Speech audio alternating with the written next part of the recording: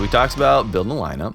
Let's talk about the defensive side. So let's say, because I know some players like this where I like their bat.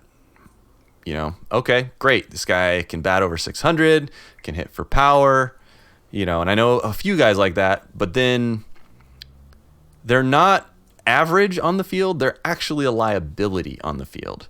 And I feel like offense, as we kind of stated before, offense matters more than defense, in my opinion. Especially once you get to the mid to higher tiers of slow pitch, mainly because once you get to that level, almost all the routine plays get made. So everybody's at a base, a floor level of ability where the plays that are supposed to get made, and then you pepper in some of those fantastic plays. So if you've got a guy that can hit but can't field, I almost have to avoid putting them on the team if I can. I would almost have to take a guy that's a little worse hitter than have that just hole in my defense all the time. And what if you buried them at catcher? Does that change your opinion? If you have that luxury, yes, that I would do that. But because we're not robots and because we're not players in Madden, as we've discussed, personality and ego. A lot of times when you put somebody at catcher, it's like a knock. It's a you're not good enough. It's a swat to the ego, which it shouldn't be. I mean, I'm looking at this team we put together.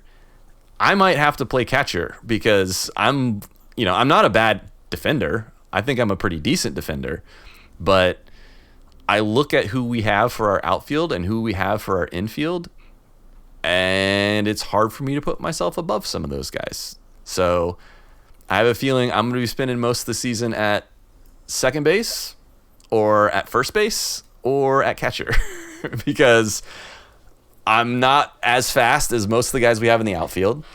I feel like we've got there'll always be at least one guy with a better glove to play third. And again, I'm not really a shortstop. I can fill a hole at shortstop, and I won't be awful, but I won't be good. So that's not even really a consideration. But we actually have at least one guy on the team, maybe two, that have actually played legitimate first base in the past. Which, again, I don't know. Here's a good question for you. Do you find that it's hard to find an actual first baseman in slow pitch? Because I feel like in baseball, when I played in high school, that was actually kind of a sought after skill. That's a thing you looked for. You looked for a first baseman. But I find in softball, a lot of times it's, well, he can catch most stuff. We'll just throw him over there, and you almost hide somebody there. What do you think about that? I agree. I think you tend to bury somebody that's a little bit less athletic, to be honest with you, because there's less range that's required for that position. And at least at certain levels, they're not going to get a lot of direct hit balls to them. Yeah. So, their need to field ground balls and be adept at that is a lot less necessary to be successful at that position. It's more or less, can you catch the ball when somebody throws it to you and also stand on the bag and do it at the same time? Right. But I think that there's a significant value. The guy that plays first base on our U-Trip team, I would put him he is a first baseman. He's a real first baseman. Yeah. And I think that there's a lot of value to that. I think that there's a lot of unwritten responsibility at first base. You need to know how to stretch. You need to know where the ball's coming from and the infielders and how they're going to throw it to you. You need to know when to come off the bag if the ball's going to be gone. It's not going to be on the bag. You need to know, hey, I got to come off and save the extra base as opposed to try to stretch as far as I can to not do that. There's responsibilities as far as cutoffs and communication.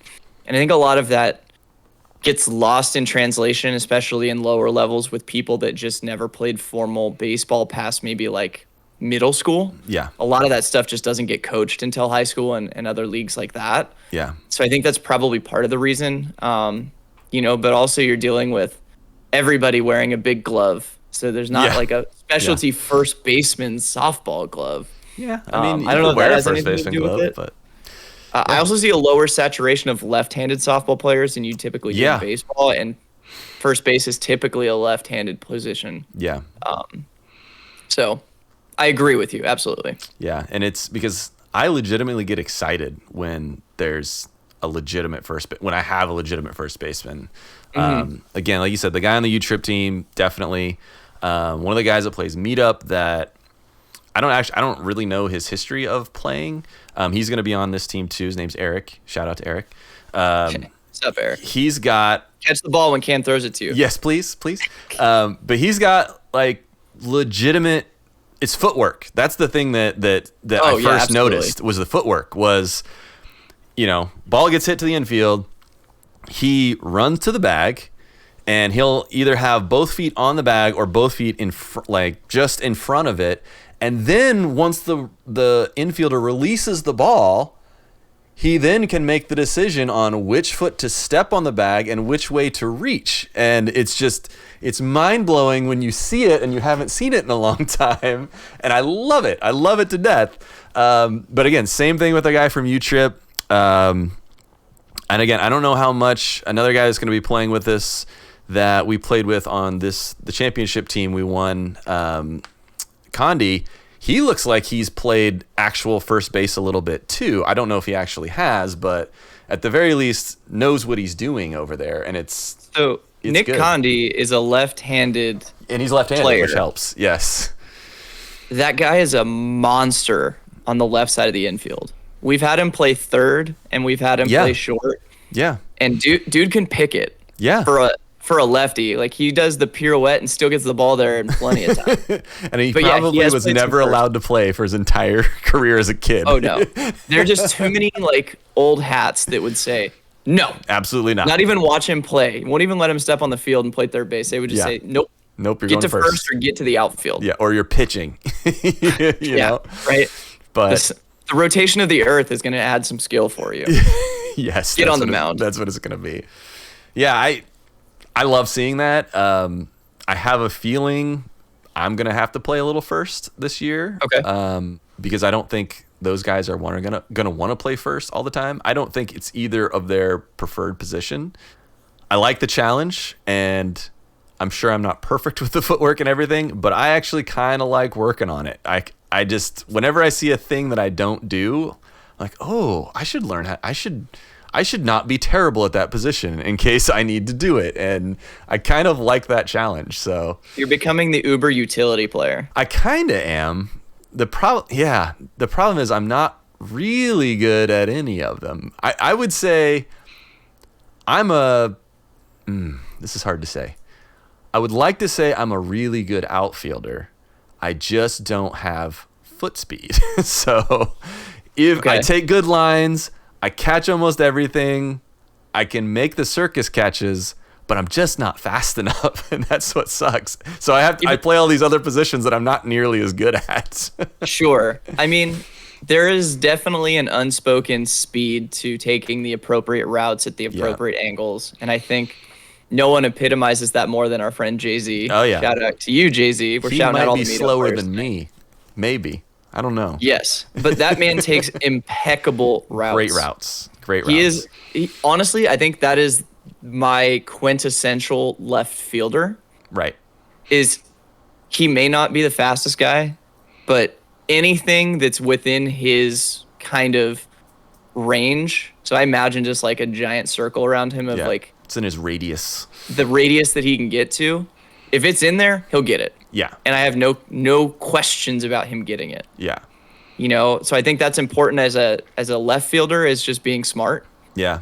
I think there is a unspoken requirement to the center outfield positions to have some sort of speed. Yeah.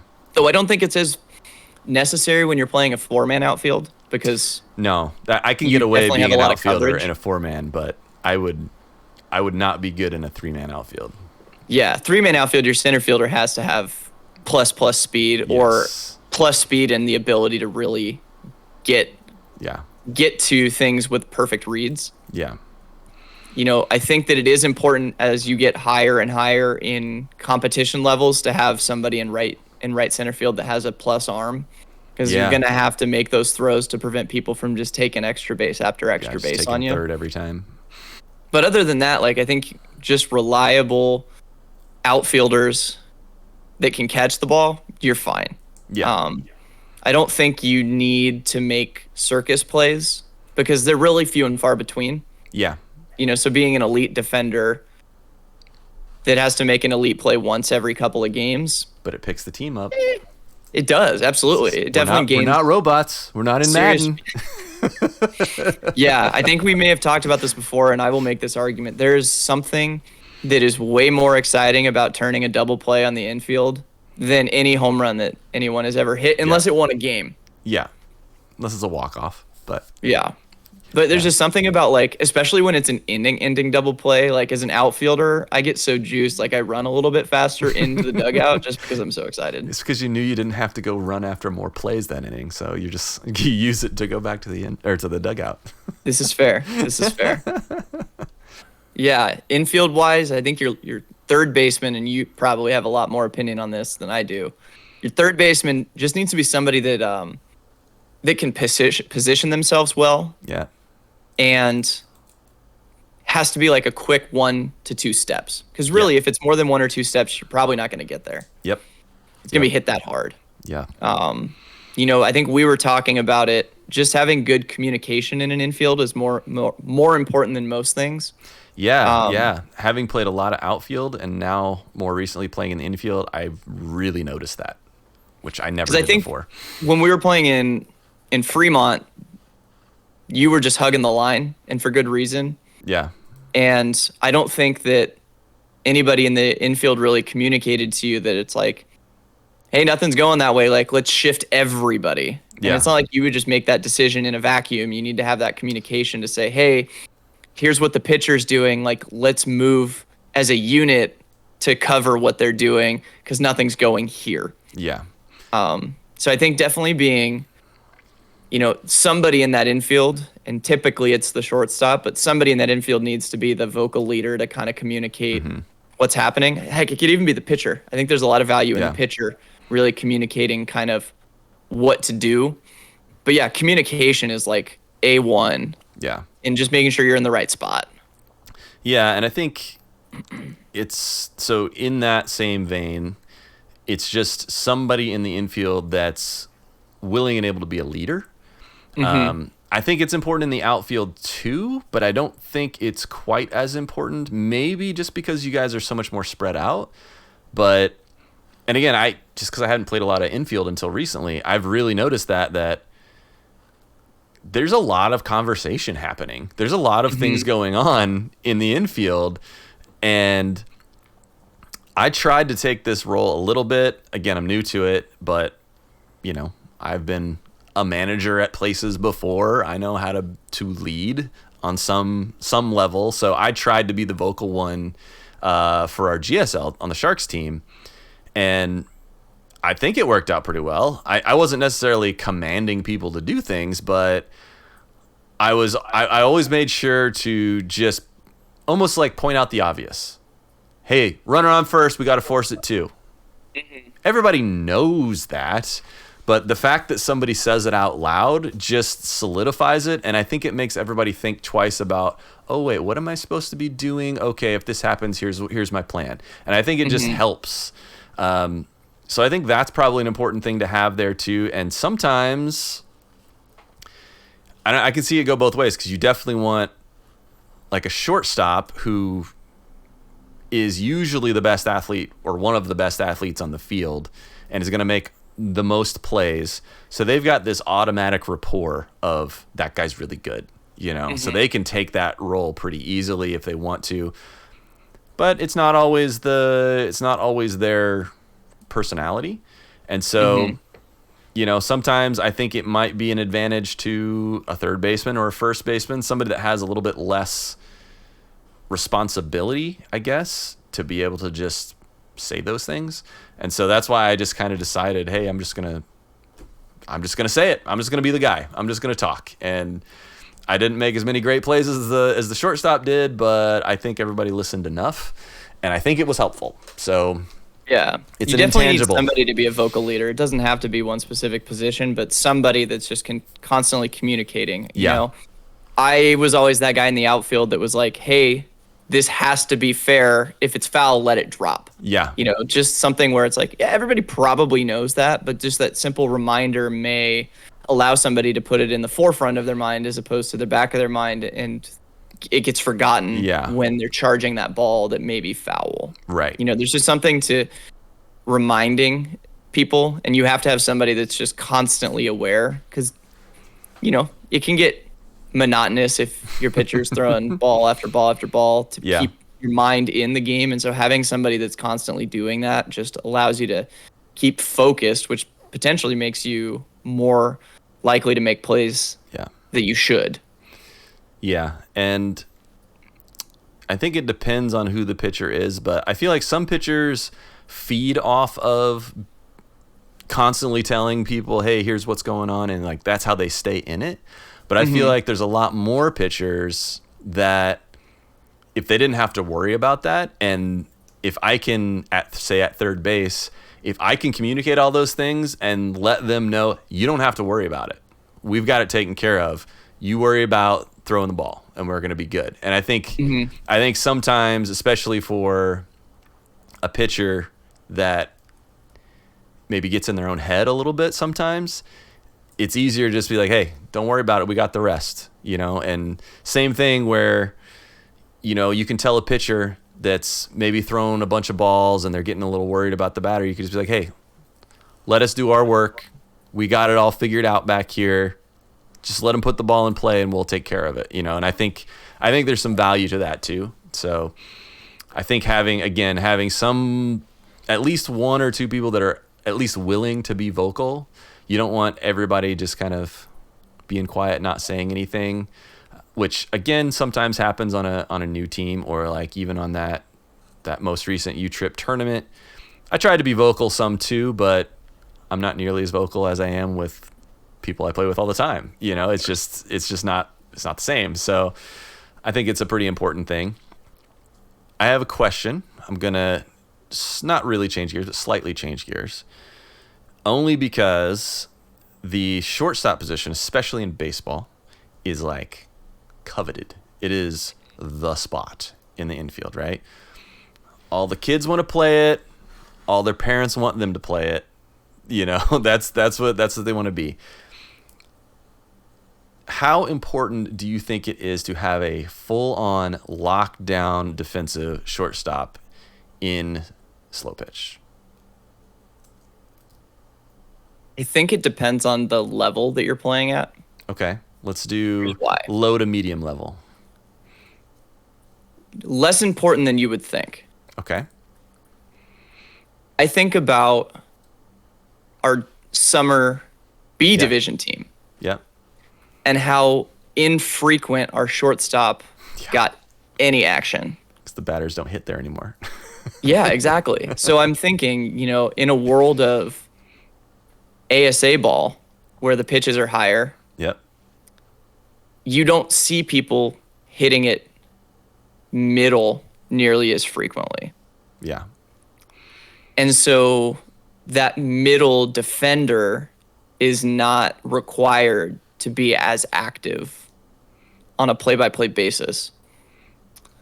So that kind of de-emphasizes the importance of that. Okay. You could make the argument that them playing somewhere else may add more value. Okay. I mean, I think as a left center fielder, I got very little action compared to the left fielder. Sure. Like probably close to a 2, if not a 3-to-1 ratio, left field to left center field. Right.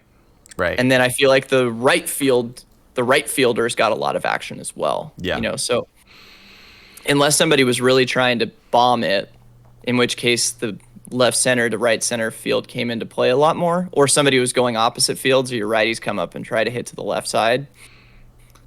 I think that the shortstop really, and the left center fielder for that matter, really kind of didn't have nearly as much importance. Whereas you kind of think the majority of people are right-handed. Majority of right-handers like to pull. Put your best fielders in those places where they're going to pull the ball. Right. But I don't think that's the case. And in U-Trip, I think it is a little more valuable because you do get a lot more people shooting middle on the lower pitches. Yeah. And therefore, like, you're kind of trying to encourage that behavior. And you're also, with a 5-man infield, people are trying to hit that gap over your head. So the likelihood of you getting something kind of in your territory that might be on the ground is higher as well. Yeah. So I think it's really situational and kind of the division that you're playing in, the style of ball. Okay. Would add or decrease the importance of that shortstop. But for the point of our conversation, honestly, not as important as you would think. Yeah, I would tend to agree. I feel like if I had 2 shortstops and I had to pick one, as long as there's not a massive gap in their ability at shortstop as a defender, I would probably take the better hitter, which it makes sense for slow pitch. It's just interesting because baseball, if you look at the MLB, shortstop, not always. There's some great shortstops. Tatis, Lindor, Baez, that are great hitters. What do you mean, dude? Tatis is a right fielder now. Is he? Is that the new thing? Yeah, they actually have been playing him in right field. I didn't even know that. Well, either way, usually you're okay with that guy being, even if he's a great shortstop defensively, you're okay if he's only good enough to be your 7 or 8 batter. You're okay with that. Yeah. Whereas in softball, again, I think the number of plays that they get to make, so the percentage of total plays that they are involved in is much lower. And the expectation that they're going to make all these, crazy, like even the best shortstops in slow pitch, if you have to go 6-8 steps towards third base in the hole, the chance of you throwing that guy out at first are pretty low. I mean, it would be some sort of crazy play. But you see that happen in MLB all the time where the guy goes 10, 12 steps back in the hole, but because they're running 90 feet, they have enough time to get him out at first. Which I almost feel like if you got to move that far in softball, you're probably not getting that out anyway. So sure. Does it matter? Bases are shorter. You've got a lot less time. Yeah, so I tend to agree. I think you want somebody that can make the plays they're supposed to play, and if that's the case and they're a good hitter, I'm fine with it. So, okay. So then, just curious. Pitcher notwithstanding. Okay. Give me the top 3 most important positions on the softball field from 1 to 3. Defensively. Just defense, not considering the ability for that individual to hit, but with the idea in mind that you would probably have a larger tolerance for them being less of a hitter because they're a very good defender at that position. Okay. I'm going to qualify. So, do you want to know the absolute most important as far as being the best, or do you want to know the most important as it's the most important that there's not a liability there? You want them to be the best. Like, you want to have this position has the most reliable fielder because they're going to have the biggest impact on the game. Okay. I'm going to say probably left center. Depends on where you're playing. So a lot of our city league softball games, the fields we play on, the wind blows in to left. So left and left center sometimes, actually left is usually a little bit easier than standard left field because the ball hangs. So if you're on a field like that, I might maybe think right center might be a little more important because so many people hit backside, but definitely one of your 2 center field outfielders. For the purpose of this example, let's frame it as it's 300-foot field all around. There's fences? There's fences. I'm ready. Let's go. I feel like the majority of people that listen are going to be in a fenced environment. Right. Yeah, you're probably right. So work under the impression that you've got a 300-foot all-around fence. Okay. Wind conditions are irrelevant or non-existent. Field conditions much the same. So you're working on a good field. You're not working on an infield that we play on here in San Francisco where it's literally concrete. You mean they drag it sometimes and it's yeah. Maybe they put a little water down to soften every it a once little in bit. a while. Assume perfect field conditions, 300-foot fields, and we're talking just the importance of that defender as the game relates. There's no field condition or weather condition consideration. It's hard to say. I don't think I've ever played on that field before, but you're like, wherever that place is, take me there. I want to play there. Yeah, I still think I'm going to go left center field. Needs to be able to lock down because one, U-Trip or ASA, 4-man or 3-man outfield, you want that player to cover as much ground as possible, and you want that player to be able to catch everything once they get there, and you want that player to be able to make throws. So, especially if you're talking about a 4-man outfield, that left center is going to be able to call off your left fielder and your right center fielder for anything that they can get to. And I think that adds so much value because now, even though there's 4 people in the outfield, the left center fielder can legitimately cover a third of the field. And so now you've got one of your best players or one of your most important players that can cover a third of the field. And I think that's pretty huge. Because even if you're going to try to make that argument for a shortstop, I mean, even if people did hit the ball towards the shortstop, I mean, they're lucky if they're covering, 25 feet in either direction, depending. So I think it's just because purely by how much field they have to cover, that's pretty important. And usually your left center fielder is usually going to be the leader in the outfield too. So you want to have that intangible available. One left center field. Hit me with number 2. Yeah, one left center field. 2, it's funny because after that, it gets real murky for me. Okay. I feel like that's why I asked about the qualification because I feel like if you have a good first baseman versus somebody that's just going to play first base, that can make a huge difference. But as long as someone is adequate, you can make a lot of plays. So it's hard for me to say that that's super important.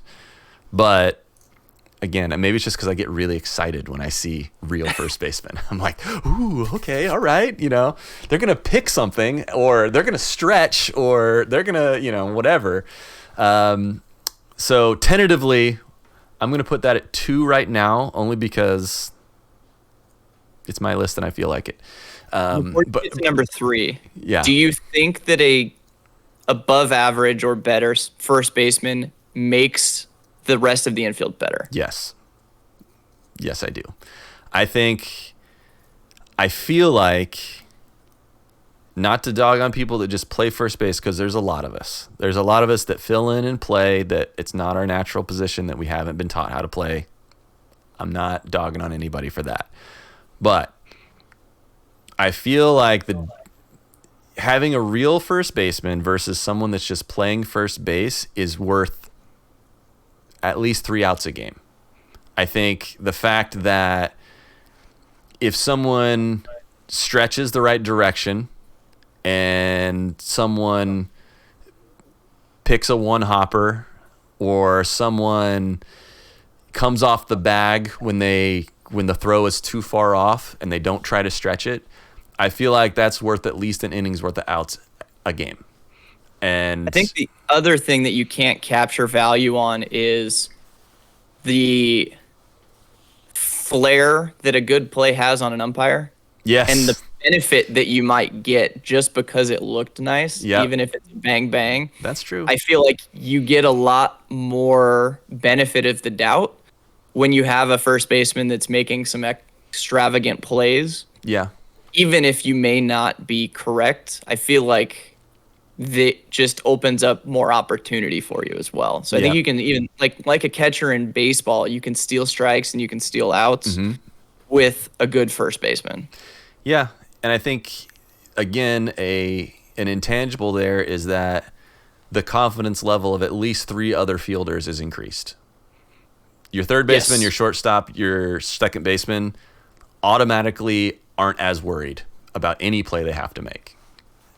So I think, addition in that way is pretty big too. So if you would have asked me this in a vacuum, I would have never thought that would have been my answer. But now that I've thought about it, I think that is my answer. I think I'm going to go with number 2, first baseman. I think maybe it's just because we don't see them that often, At least I don't. I mean, but maybe that's what makes them such important players is that you don't think about them because they're just consistently making plays. If you were talking about them, it's kind of one of those things where it's like in football, if you're an offensive lineman and no one's called your name, he's probably having a good day. Great game. Yes, absolutely. It probably is somewhat like that. And then, they flash the leather every once in a while too. And yeah, so that's what I'm going to go number 2, first base. I like it. Unexpected answer, but yeah, I'm going to go number 2, first base. All right, who rounds out the podium? Probably. If you say catcher, I'm signing off right now. It's not the catcher. I'm sorry, catchers. It's not the catcher. We love you. You're important. I like being able to throw home with confidence. I probably will go with the shortstop, even though their value, I would say, defensively is much lower than it is in baseball. Mm-hmm. But they're involved in a lot of plays. So they're going to be involved in, obviously, whatever gets hit towards them. But they're also pretty critical in any sort of double play turn. And they're usually cutting off more throws from the outfield than anybody else. So I would say that's probably going to be my number 3. And again, not necessarily for the same reasons that they are so coveted in baseball. Sure. I think because of they're still very important, but just for different reasons. I think cutting off and knowing where to throw and when to not throw is pretty important. I think, again, being there for double plays, whether it be for the throwing or catching part of getting the ball to second base, is really important. And again, you get that extra, if you have a good shortstop, they automatically have that rapport of being a great player and can be, if they're inclined, can be the leader in the infield. So I think that's where you have the most, that's where they create the most, like a boon to the team, I think. Definitely, because it really wasn't that I was all in on the shortstop for this pick. It was more that I couldn't make a better argument for any other place. Again, third base, second base, I don't know, but yeah, the more that we've played higher level ball, the more value I've started to put on a very competent right fielder. Yeah, that was in my idea too. But you can still hide people there sometimes. But anyway, tell me why. Tell me why. Convince me. In our tournament play, especially in U-Trip, I've noticed that the right side is much more prominent than the pull side. Yeah. And so having a competent right fielder really kind of locks down that approach, which is kind of what most people want to do. Yeah. And what I've noticed is when you take away somebody's first choice as far as what they want to do at the plate, you're putting them in a position that they're less comfortable with, which gives you a better opportunity to be successful in defense. Yeah. So in unique cases, I think that somewhat exaggerated shifts make sense. Okay. Because you're getting people to try to do something that's different than what they want to do. Yeah. And so you're more likely to get them to go outside of their normal swing, and that creates opportunities for them to not square the ball up. Yeah. The aforementioned reasoning of being able to prevent extra bases is also very important. The ability to just get the ball and get it in to prevent people from taking an extra base can having an arm result in you stealing runs away from another team just by not allowing them to advance when they normally would. And I think that they're some of the most difficult plays to make from a right-hander a right-handed batter's perspective because the slice of the ball can be pretty aggressive. And so they may deal with, from a fly ball perspective, some of the most difficult plays the weird ones on the field. Yeah, the weird ones. Yeah, I get that. That makes sense. It's just because it's almost because there's so much in, not literally, but figuratively up in the air with a right field hit ball. Again, a lot of times you get weird spin. I don't know how much this is actually true, but I just get the feeling that a lot of times when you do see those few lefty batters, that a lot of times they are power hitters. Not always, but I feel like a lot of lefties you see hit for power a lot of the times. So definitely somebody that can track a ball and know whether they need to bail out and just run to the fence or what they need to do is good for, especially when those type of hitters come up. So I can see that argument. So, but what else you got on defense? Anything you want to add? I think the only thing I would want to talk about on defense would be pitching, but I feel like that's an entire other discussion. I feel like that's something on its own, It's its own discussion, and I also think it requires somebody with a little more experience, someone that has on any the bump than us. Yeah, any at all, maybe. yeah, right. I mean, I've thrown a pitch to decide whether or not we're the home team. Yeah. That does not mean BP anything. Before, poorly, but I don't even know if I've done that. I've hosted some. I don't know BPs. that you'd want to take BP on me. It might ruin your swing more than you definitely don't want to take BP from me, but I've done it. You don't want to, but I've done it. Yeah, I don't think so. I think that's that covers it pretty well as far as lineup building. So I'd say if we were going to summarize, though, I think we both agree that offense is more important than defense. But if you don't have enough defense, it's enough to consider not adding them to the team. Yes. I think the baseline for competition is if you can't make the plays that you're supposed to make, you probably shouldn't be on the team in a competitive nature. Right. It would be like if you want to play for fun, if you want to play at meetup to try to get better, if you want to play in a fun division in your city league, absolutely. Yeah. But if you're constructing a team that wants to be competitive, you want to make sure that a baseline is that, if somebody hits a routine pop-up to your outfielder, you expect them to catch that. Yeah, that's every time. 98% chance that they're catching that ball. Yeah. And in a ground ball that's hit at you at, decent speed, but it's not a missile, you expect that play to be made most all the time. Right. Because that's really where I think that teams go from good to great, is that teams that can make every play that they're supposed to make limits the opportunity for other teams to compound on your errors. Right. So would you agree you want sound defense and then exceptional offense? Yes. Okay. I like that. Yeah. I think that's, in our unscientific opinions, I think that tracks. I think that makes sense. I would say it's close to a 2-to-1 relationship. It's okay. 2/3 offense and slow pitch softball and 1/3 defense. There's a hot take. Okay. Yes. All right. Yes. Offense is twice as important as defense. You heard it here. Jason said it. I didn't. So I like it. I mean, how many games have you lost 12-10 or 8-4 where you're just like, we gave up 8 runs in a 7-inning game and we lost? Yeah, you're right. So, so I guess everybody needs to be at the floor of defense, and then you try to push the ceiling in offense. I get it. That makes sense to me. That's just one man's opinion.